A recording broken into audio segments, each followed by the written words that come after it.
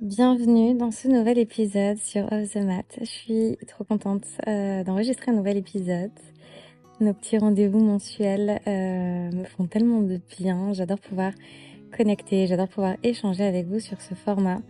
Et petite confession, j'aimerais tellement pouvoir vous en enregistrer plus. À chaque fois c'est ce que je me dis, c'est que ça me manque de pas pouvoir vous partager des épisodes comme je le faisais avant chaque semaine.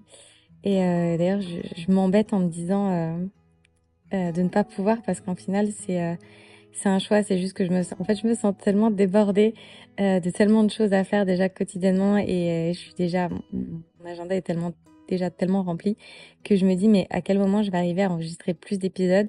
Et surtout, j'ai envie que chaque épisode que je vous enregistre, il soit enregistré avec beaucoup d'intention. J'ai envie qu'il y ait de la profondeur. J'ai envie que vraiment, quand vous écoutiez ces épisodes, ça vous fasse du bien, mais surtout que vous en ressortiez avec des outils, avec des clés de compréhension, avec vraiment quelque chose qui s'est produit en vous. J'ai envie de vous faire passer des larmes au rire. Voilà, j'ai envie vraiment de vous faire vivre quelque chose au travers de ces épisodes et j'ai la sensation que si j'en fais trop, j'ai peur qu'il soit trop préparé et j'ai peur qu'il manque de spontanéité. Et mon intention en 2026 avec tous ces nouveaux épisodes, c'est vraiment de pouvoir initier une nouvelle année avec ces formats plus longs, avec ces formats hyper spontanés. Et donc, deuxième confession, j'avais tellement d'idées pour cet épisode, tellement d'idées, de thèmes, de sujets que j'avais envie d'aborder. Il y a quelques jours, je regardais un petit peu tous les thèmes, tous les titres d'épisodes que j'avais déjà enregistrés sur le podcast. Et l'une des raisons pour laquelle j'avais à un moment décidé de poser, de arrêter le podcast, c'était parce que j'avais la sensation, en regardant les plus de 150 épisodes, je crois, qui sont en ligne sur Off the Mat, d'avoir un petit peu abordé tous les sujets, d'avoir un peu parlé de tout et de pas forcément avoir la sensation que mon opinion avait changé ou que je pouvais apporter quelque chose de nouveau sur ces thèmes. Et puis, quand j'ai regardé un petit peu plus en profondeur, je me suis rendu compte qu'il y avait des épisodes, et pour la plupart de ces anciens épisodes, qui étaient très courts, parfois qui faisaient une dizaine de minutes. Du coup, j'en ai écouté certains et je me rends compte que c'était des très jolis épisodes. J'ai écouté cette version jeune de moi avec énormément de bienveillance et de nostalgie. Mais je me suis aussi rendu compte que c'était pas forcément un format ou une manière d'aborder les sujets qui était aussi aligné avec ce que j'ai envie de faire maintenant. Et donc, j'avais préparé, en tout cas, j'avais écrit des petites notes de choses, de structures que j'avais envie d'aborder avec vous ce mois-ci. Et puis, en prenant ma douche, en revenant, j'ai commencé à me poser plein de questions. Et je me suis dit, j'ai vraiment envie, et je vais dire, mais qu'est-ce qu'elle est perfectionniste, c'est pas possible. Oui, c'est vrai. Mais j'ai tellement envie, en fait, que ces épisodes, ils vous apportent quelque chose. J'ai vraiment envie, et en fait, quand j'enregistre ces podcasts, j'ai vraiment la sensation d'enregistrer des voice notes à mes copines, et j'ai envie que ça reste comme ça. Et quand j'écoute les voice notes de mes copines, quand copines m'écoutent, on est vraiment mutuellement là pour s'écouter, pour se tirer vers le haut, pour se donner des conseils, pour s'apporter des points de vue, etc. Et c'est vraiment dans cet échange-là que j'ai envie d'être avec Off the Mat et j'ai vraiment envie de renforcer ce lien parce qu'on a peu d'occasions de se voir en présentiel, en physique au cours de l'année et même de pouvoir aller dans des discussions comme celle-ci. Donc pour moi, Off the Mat, le podcast, c'est vraiment une plateforme et je répète, un format qui me permet de parler de moi, Marine, à toi qui es en train de m'écouter. Et donc, je réfléchissais un peu à ces thèmes que j'avais en tête et que j'avais préparés. Et je me dis, mais est-ce que ça va vraiment leur apporter quelque chose ou est-ce que c'est juste une idée comme ça qui t'est venue en tête? Quelle est ton intention? Quel est l'objectif, en fait, que tu poursuis en enregistrant ces épisodes? Et vraiment pour moi, et d'ailleurs quand j'enregistre ces épisodes, j'ai souvent plein d'entre vous qui me viennent en tête parce qu'il y en a pour certaines qui sont là, mais depuis vraiment le début. Donc je sais à qui je parle. Et je me suis dit, mais est-ce que ça va vraiment lui apporter quelque chose? En réalité, je ne sais pas, pour être très honnête. Est-ce que, est-ce que c'est une problématique ou est-ce que c'est des réflexions qu'elle a en ce moment? Est-ce qu'on traverse les mêmes choses? Bref, en fait, j'ai commencé à me poser toutes ces questions-là et je me suis dit, je sais pas en fait, je suis pas certaine que ça va leur apporter quelque chose. Je suis pas certaine que c'est quelque chose qui va les intéresser. Et je me suis dit, est-ce que je fais un petit formulaire avec des questions pour vous poser ces questions justement sur les choses que vous traversez, ou est-ce que vous en êtes dans votre vie pour vraiment en fait créer du contenu, des épisodes, des réflexions, des conversations qui vont réellement jouer dans la balance, dans vos décisions de vie, dans vos choix de vie, etc. Dites-moi, que ce soit sur YouTube, que ce soit sur Spotify, que ce soit sur iTunes, dites-moi en commentaire si vous aimeriez que je crée un formulaire comme celui-ci dans lequel vous pourriez justement me partager vos besoins, vos réflexions, euh, les obstacles, les choses que vous traversez, parce que très sincèrement, c'est quelque chose avec lequel je suis passionnée. Mais je pense que c'est lié justement à mon amour pour le relationnel et pour tout ce qui est psychologie, sociologie. Et à chaque fois, j'en parle à des copines quand on s'échange ces voice notes. Même parfois, j'en ai des nouvelles copines que je me fais qui m'envoient des longs voice notes et qui s'excusent. Et je leur dis, mais alors surtout, ne t'excuse pas parce que c'est un plaisir, mais inexpliqué, inexplicable et tellement profond et honnête de pouvoir t'écouter, me parler de ces obstacles que tu traverses dans ta vie, de ces réflexions que tu es en train d'avoir dans ce moment en particulier du cycle de ta vie en tant que femme, où on parle justement de structure en société, où on parle de confiance en soi, on parle d'estime de soi, en fait, on se parle vraiment de toutes ces choses-là et j'ai eu ce pas de recul en discutant avec une nouvelle copine que je me faisais. Et je me dis, mais waouh, c'est trop bien. En fait, on a des conversations hyper vulnérables avec des gens qu'on n'a jamais vus physiquement, mais avec qui, en fait, on partage des chapitres de vie en commun. Parce qu'en fait, on est juste des femmes dans la trentaine. Pour le coup, ben, on est toutes les deux, on est toutes les deux célibataires au moment où on a eu cette discussion, on voyage toutes les deux, bref. Et en fait, la puissance de ces échanges, pour elle comme pour moi, n'a pas de valeur. Et c'est vraiment quelque chose que j'ai envie d'apporter sur Off the Mat. J'ai envie que on s'envoie des voice notes, les filles. J'ai envie qu'on se parle, j'ai envie qu'on échange et j'ai envie que vous puissiez aussi me partager, vous, vos réflexions. Je le redis parce qu'en fait, c'est quelque chose que j'ai déjà demandé, je vous ai déjà posé la question dans des précédents épisodes, mais pour le coup, je veux vraiment mettre en place ce format. J'ai beaucoup de timides, j'ai beaucoup de sensibles dans ma communauté. Mais les filles, j'ai envie que vous m'enregistriez des vocaux avec vos questions, avec quelque chose que vous êtes en train de traverser dans votre vie, que vous avez envie de partager juste parce que vous avez envie d'inspirer quelqu'un d'autre ou plein d'autres personnes ou moi aussi, ou parce que vous avez une question en particulier à me poser. Les filles, je place cette petite graine, je place cette intention. S'il vous plaît, envoyez-moi un DM, envoyez-moi un mail, répondez en commentaire, peu importe sur la plateforme sur laquelle vous écoutez cet épisode et dites-moi, Marine, j'ai envie d'enregistrer un vocal, j'ai envie de t'enregistrer une voice note et j'ai envie de faire partie de cet épisode.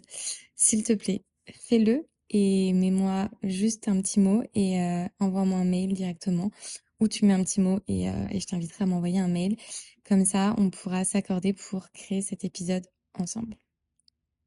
Et donc, à l'issue de cette grande réflexion et de cette longue introduction, j'en suis venue à me dire, OK, l'épisode que j'ai envie d'enregistrer aujourd'hui, eh ben, c'est un peu tout ce que je viens de vous expliquer dans cette introduction. C'est que j'avais envie de vous partager un chapitre très particulier de ma vie, parce que pour le coup, il est unique. C'est pas un thème, en tout cas, c'est pas un épisode que j'aurais pu dans le passé enregistrer. C'est pas quelque chose que je peux comparer, c'est pas quelque chose qui a pu exister dans le passé, c'est quelque chose qui est en train de se produire à cet instant présent. Et je pense que ça en fait la puissance de cet épisode et aussi la plus belle des manières dont je peux connecter avec vous en temps réel. À l'heure actuelle, où j'enregistre cet épisode, je suis au Costa Rica. Pour celles qui me suivent depuis, allez, on va dire au moins 2 ans, vous savez un petit peu mon chemin, mais je vais raccourcir un petit peu pour expliquer un petit peu pour celles qui m'écoutent que depuis très récemment. J'ai quitté la France, j'ai quitté Paris. Il y a de cela, je ne serais incapable de le dire, mais en tout cas, c'était l'année avant la pandémie. J'ai quitté mon travail de chef de produit marketing dans une grande entreprise de luxe. J'étais chef de projet marketing en cosmétique. C'était des métiers c'est des métiers qui sont très prenants, qui sont très durs aussi, très exigeants. Mais c'est un métier que j'ai adoré faire et qui m'a énormément formée, qui m'a appris énormément de choses. Donc j'ai aucun regret là-dessus. J'ai quitté mon poste parce que, alors déjà, dans ce poste, très spécifique dans lequel j'étais et que j'ai donc quitté en dernier, je m'entendais pas forcément, en tout cas, j'étais pas très alignée d'un point de vue énergétique, personnalité, structure, culture peut-être de marque avec cette équipe et je me sentais tellement pas à ma place et je me suis beaucoup cherchée à la fin de mon contrat.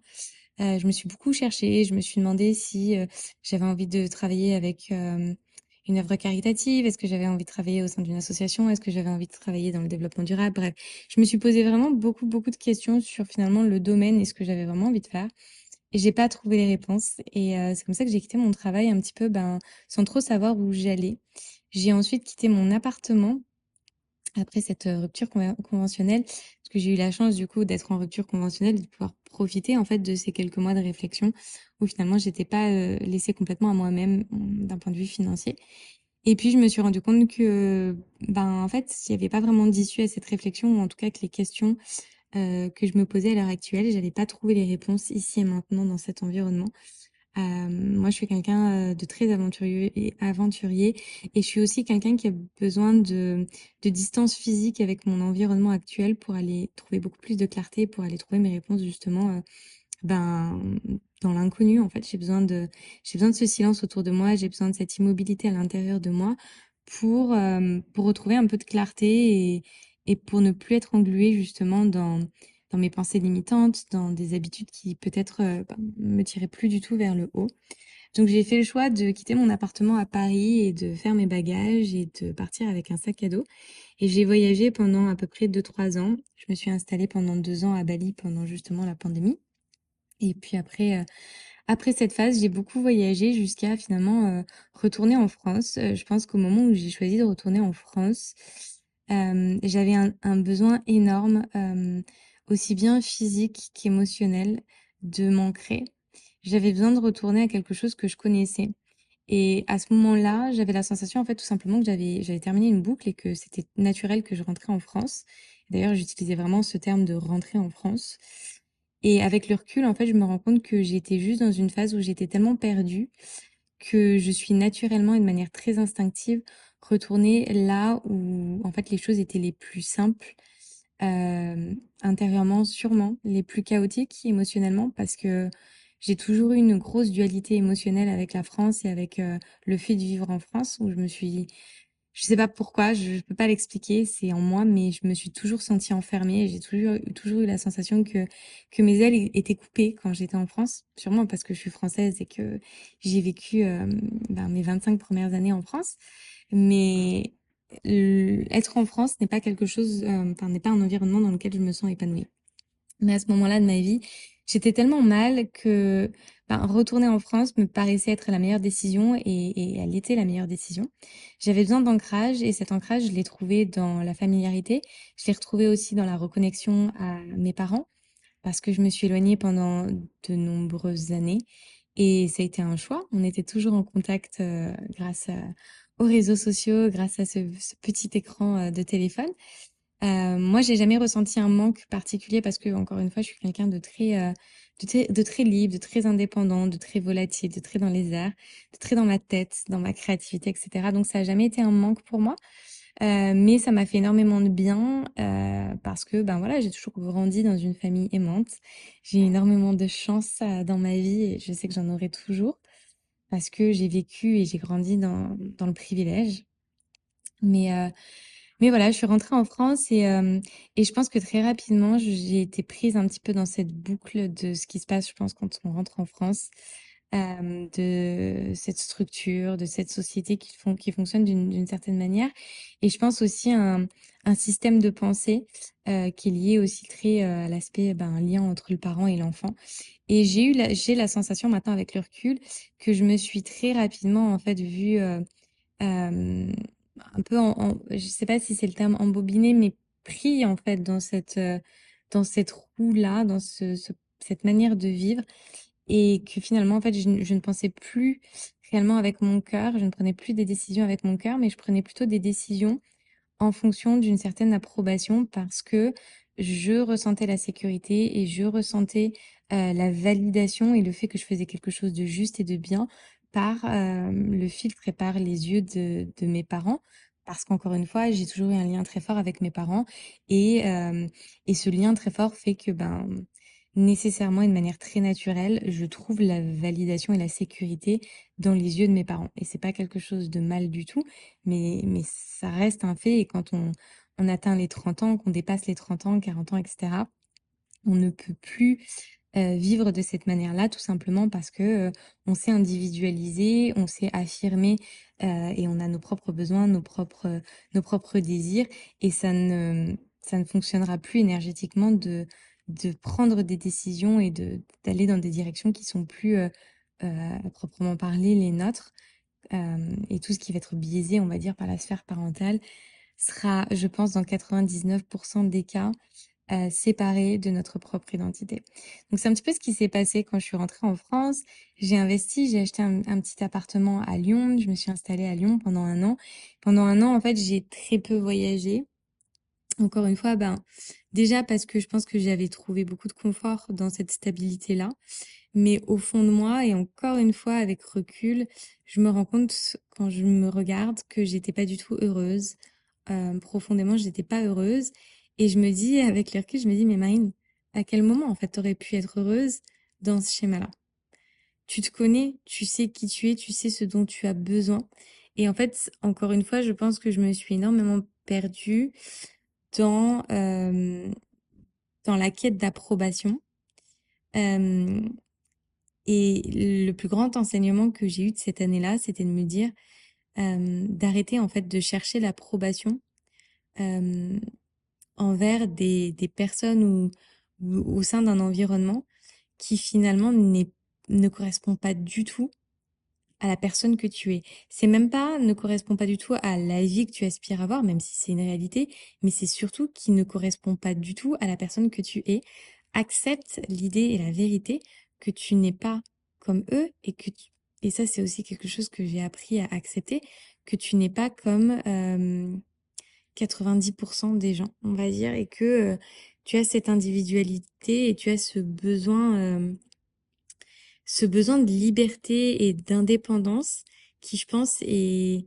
Alors, je sais qu'il y a beaucoup de personnes qui vont m'écouter, qui vont se retrouver là-dedans, mais je pense qu'on est un très faible pourcentage de la population et que malgré tout, en fait, il y a très peu de personnes qui vont se sentir en sécurité et très peu de personnes qui vont se sentir euh, confortables dans l'inconfort.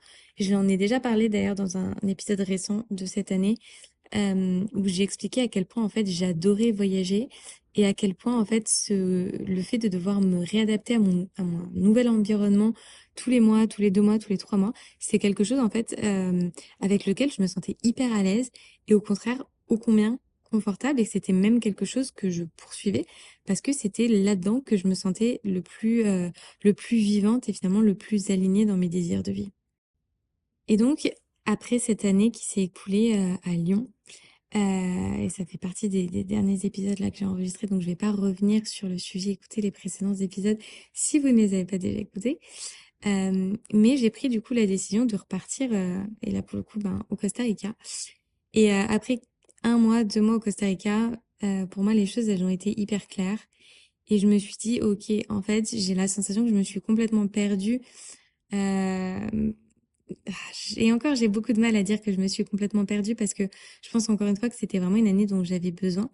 Mais là, je me rends compte que ben, mon identité et mon style de vie et mes besoins de vie se trouvent là dans ce besoin de m'échapper, dans ce besoin de me déconnecter complètement de ce que je pense être familier ou en tout cas euh, être juste.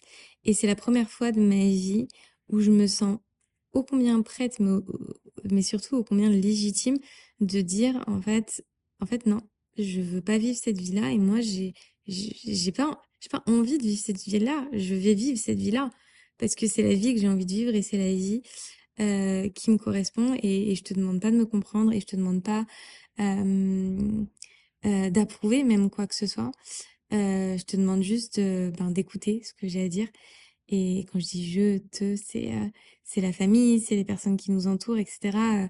Les personnes en qui j'ai énormément cherché l'approbation.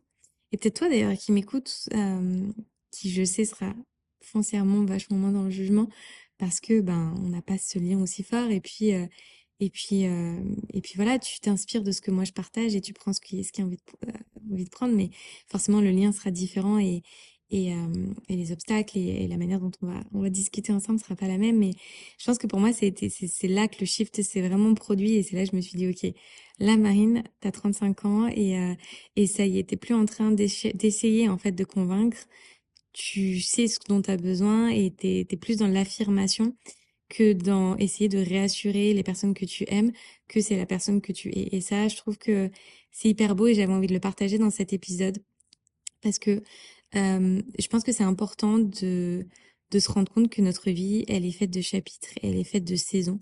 Et c'est important de ne pas penser que les choix qu'on a fait justement dans notre passé ont été des erreurs, mais que chaque décision qu'on a prise, en fait, elle nous a mené à la version de soi que l'on est aujourd'hui. Et que, où que tu sois, sache que, en fait, on est tous des élèves de la vie et que tu ne peux pas exiger de la vie qu'elle te livre en fait les réponses sur un plateau de manière complètement instantanée. Et la seule manière que tu vas avoir en fait pour apprendre sur toi-même, apprendre sur la vie, apprendre sur les relations, apprendre sur qui tu es, ça va tout simplement être de vivre et de vivre ta vie avec le cœur grand ouvert, les bras grands ouverts, parce qu'il n'y a qu'en naviguant étape par étape de ce chemin de vie que tu vas pouvoir te dire, OK, ça c'est quelque chose dont j'ai besoin et ça c'est quelque chose dont je n'ai pas besoin. Ça c'est la personne que je suis et ça c'est la personne que je ne suis pas. J'avais cette réflexion la dernière fois quand je parlais avec mon amie où je lui disais, en fait, tu ne peux pas savoir ce que c'est que d'avoir chaud si tu n'as jamais connu ce que c'était que d'avoir froid. Tu ne peux pas savoir ce que c'est que d'être pleinement heureuse si à un moment t'as pas vécu la souffrance, si t'as pas vécu la tristesse profonde. Et à ce moment-là, on parlait justement de confiance en soi et d'amour de soi et de relations amoureuses un petit peu toxiques. Et je lui ai dit, mais en fait, tu ne pourras jamais savoir ce que c'est de t'aimer et d'avoir pleinement confiance en toi et de savoir pleinement que tu mérites aussi bien une relation saine que une vie de rêve, une vie grande, une vie pardon abondante. Si à un moment tu t'es pas laissé justement piétiner, si à un moment tu t'es pas laissé euh, on t'a pas laissé penser que tu ne méritais pas. Et moi, c'est un peu comme ça que je me suis reconstruite, c'est en décortiquant un petit peu toutes ces relations un peu toxiques que j'avais eues dans mon passé, tous ces mots en fait qu'on m'avait dit, toutes ces expériences difficiles que j'ai vécues, toutes ces émotions un peu inconfortables qu'on m'a fait sentir vis-à-vis de moi-même. Je me suis dit, mais en fait, si on t'avait jamais fait te sentir comme ça, tu ne saurais pas que c'est pas OK aujourd'hui et que tu mérites vachement mieux et que tu mérites ça plus exactement. J'ai eu, et souvent, c'est un peu ces réflexions, je les ai quand je suis sur mon scooter, quand je fais mes marches à la plage, quand je fais, bref, quand je suis dans ces moments de déconnexion totale et que je suis à fond plongée dans ma tête et que j'ai ces réflexions aussi, ces discussions avec mes copines, où en fait, je me rends compte que ben, en fait, chaque expérience de ma vie, aussi douloureuse soit-elle, elle me permet aujourd'hui ben, d'avoir tellement de réponses, mais surtout d'apporter des pièces à mon puzzle sur l'amour de soi, sur la confiance en soi, sur l'estime de soi. Je pense que c'est la première fois de ma vie à 35 ans où je me dis, en fait, je sais ce que je mérite, je sais ma valeur, j'ai plus à me justifier, j'ai plus à essayer de défendre qui je suis, j'ai plus à essayer de négocier ma valeur, c'est qui je suis, c'est ce que je demande et à prendre ou à laisser. Et je pense que c'est très important d'être dans d'arriver en fait à comprendre ce mindset, que ce mindset justement il n'est pas forcément dans la surenchère de l'ego, il n'est pas forcément l'égocentrisme, dans le narcissisme, pas du tout. Il y a une manière en fait d'aborder la confiance en soi, l'estime qu'on peut avoir de soi avec énormément de justesse et énormément d'inspiration justement pour les personnes qui sont autour de nous. On peut s'aimer, on peut se valoriser, on peut savoir ce que l'on est, ce que l'on mérite, la valeur de qui l'on est, de ce que l'on a à délivrer, sans pour autant que ce soit délivré avec un manque profond d'humilité, au contraire. Et ça, c'est quelque chose que j'ai appris dans la communication et dans le fait de savoir communiquer, alors au sein même de nos relations avec soi-même, mais aussi dans les relations amicales et dans les relations professionnelles, de savoir en fait communiquer les choses avec beaucoup d'amour, avec beaucoup de douceur, beaucoup de pragmatisme aussi, de se dire, bah voilà, en fait, voilà ce que je ressens, voilà la relation que j'ai envie qu'on construise, voilà ce que j'attends, voilà peut-être mes attentes. Enfin, peu importe le type de relation dans lequel tu vas inscrire ça, mais le style, on va dire, de communication que tu vas vouloir aborder, c'est toujours avec énormément, je pense, de transparence vis-à-vis de ce que tu ressens et vis-à-vis de ce que tu peux attendre de cette relation, parce que je pense que la chose la plus saine qu'on peut cultiver avec soi-même et avec les personnes qui nous entourent. Et je réitère que ce soit des relations hyper intimes, familiales, amicales, mais aussi des relations peut-être un petit peu plus professionnelles. Le fait juste d'exprimer son besoin, d'exprimer ses désirs, va te permettre en fait de savoir, enfin, il va permettre aussi à la personne en face de toi de savoir en fait si cette relation elle est vouée à la réussite ou non, et de savoir aussi un petit peu sur quel pied danser parce que ben peut-être que cette personne en face, elle va avoir euh, des objectifs qui vont être différents en t'ayant contacté. Enfin, peut-être qu'elle va pas attendre la même chose que toi tu peux attendre. Et je pense que dès qu'on débute une relation, encore une fois, qu'elle soit amicale ou professionnelle, placer directement en fait la structure de cette relation et ce que tu peux en attendre toi dès à présent, ou peut-être que tu vas tout simplement ben, laisser une absence de structure s'installer en disant bah voilà, je sais pas trop où ça me mène, mais j'ai envie d'y aller et j'ai envie de plonger dedans. Comme bah en fait, je sais exactement ce que j'ai envie de cette relation. Et je répète, hein, ça peut être très professionnel, mais je sais pas, moi par exemple, si j'ai une marque qui me contacte, je sais ou je ne sais pas si je veux aller plus loin avec cette marque ou non. Et donc du coup, j'exprime très clairement et dès le départ, ben voilà, voilà ce que j'attends et voilà ce que je ne sais pas que je peux attendre de cette relation, mais en tout cas, j'ai envie qu'on y aille. Et ça va te permettre toi-même aussi de mieux calibrer tes relations et de mieux aussi calibrer tes limites dans cette relation. Je parle toujours de savoir placer ses limites et je pense que ça démarre dès que la relation elle se fait, dès que le point de contact se fait avec la personne en face de soi, parce que je pense que c'est vraiment de cette manière-là qu'on peut arriver à grandir et à atteindre ses objectifs de vie. Et je parle de ça ici dans cet épisode aussi parce que le relationnel et l'environnement dans lequel on évolue est clé et pour moi a ô combien joué dans ma capacité justement à me créer une vie qui correspond exactement à ce dont j'ai envie, à ce dont j'ai besoin. Aujourd'hui, je suis encore célibataire et c'est aussi un choix. Et ce choix, je l'ai fait parce que j'ai appris à me connaître, j'ai appris à accueillir des expériences passées difficiles avec beaucoup de sagesse et avec beaucoup d'introspection pour me dire, OK, en fait, je me rends compte de qui je suis, je me rends compte de ce dont j'ai besoin dans une relation et je sais qu'à l'heure actuelle, j'ai pas envie. Je sais que c'est pas ce dont j'ai besoin, en tout cas à l'instant présent dans ma vie, et peut-être que ça viendra plus tard, peut-être que ça viendra pas parce que peut-être que je suis pas faite pour ça, je ne sais pas. En fait, je laisse énormément de liberté et je m'aborde aussi moi-même avec énormément d'amour et de bienveillance pour me dire, OK, pour le moment, c'est comme ça, mais je me laisse la liberté d'évoluer et je me laisse aussi cette liberté de ne pas savoir et je me laisse cette liberté peut-être d'être complètement hors des normes et c'est complètement OK.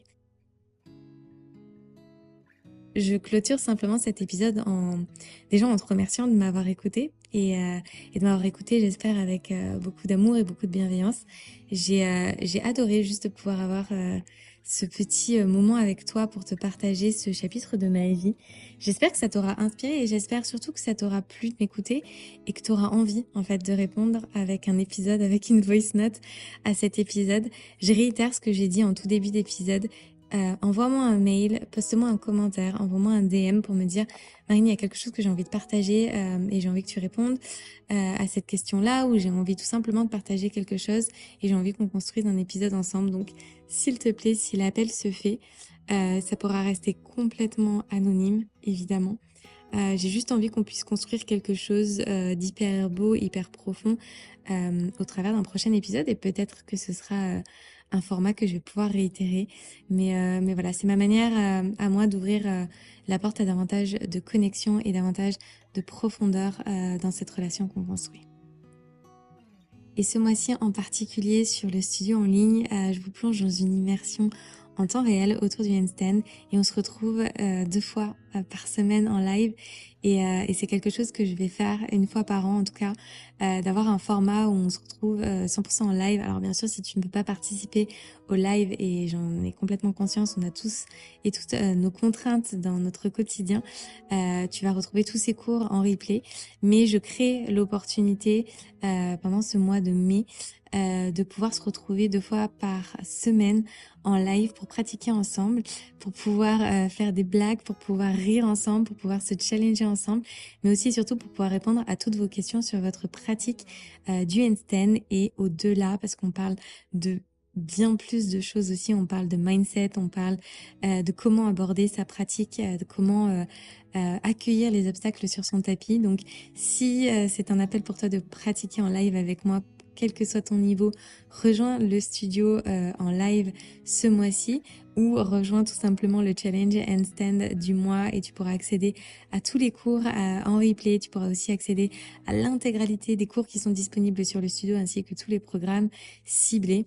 Le studio, ça fait bientôt 5 ans. Je crois que ça fait 5 ans que le studio existe, et c'est juste le plus beau projet que j'ai construit. C'est mon bébé à moi. C'est la plus belle relation que j'ai construite au cours de ces dernières années. J'en suis ô combien fière. Donc si c'est un appel, si tous mes mots, si tous mes partages résonnent en toi, sache que le studio sera ta safe place. Ce sera sûrement le plus bel endroit où tu pourras te déposer, où tu pourras arriver, et où tu pourras tout simplement faire partie d'une communauté qui dépasse le tapis de yoga, rencontrer des femmes inspirantes, connecter avec moi, et j'espère ô combien connecter dans les mois prochains, peut-être en IRL au travers d'événements, de retraites, etc. Sur le tapis, parce que c'est vraiment dans ces moments-là où on peut connecter. D'ailleurs, toutes celles qui ont participé à des événements en présentiel avec moi, je mets à cœur toujours d'organiser un moment laté ou un événement autour d'un café pour vraiment pouvoir échanger, et que vous puissiez me poser toutes vos questions sur la vie et sur les relations. Donc voilà, si c'est un appel du cœur, clique sur le lien en description de cet épisode, rejoins le studio. Si tu n'as jamais été membre du studio, tu vas pouvoir y accéder gratuitement pendant toute une semaine. Donc comme ça, tu peux tester toute la plateforme, et si ça ne te convient pas, tu pourras tout simplement quitter le studio, quitter la communauté sans aucun frais, sans aucun engagement. C'est vraiment complètement libre. Merci à nouveau pour ton écoute, et j'ai incroyablement hâte de te retrouver sur Comme hors de ton tapis pour un prochain épisode sur le podcast, pour un prochain cours de yoga ensemble sur le studio ou sur YouTube.